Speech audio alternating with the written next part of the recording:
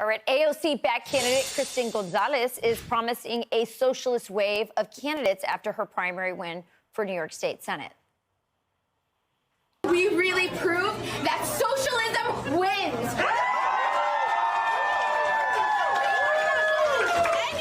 We are not going anywhere, and we will not stop until we see a socialist flag across this city.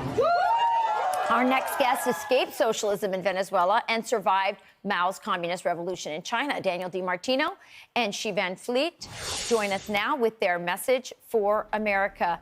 Xi, I'm going to start with you. These are young people who are touting socialism. Socialism wins. Tell us what it really means to live in an authoritarian state like that.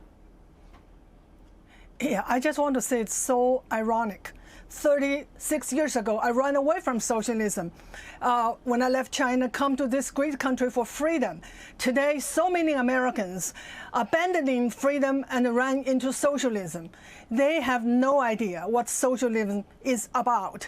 I lived under Mao's socialism, when the government controls everything, make all the decisions, big and small. It decides how much grain, meat, cooking oil I could have, what I should learn in school, where I should live, and what job I should have, and how I should think.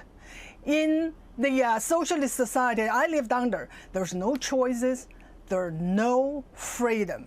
And that's what people do not know. Socialism becomes such a diluted word, and it's intentional. I can tell you, China is a socialist country, Cuba is a socialist country, and so is North Korea.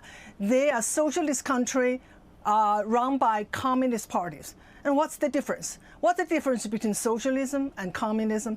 Not much. Socialism is the initial stage of communism, according to Karl Marx.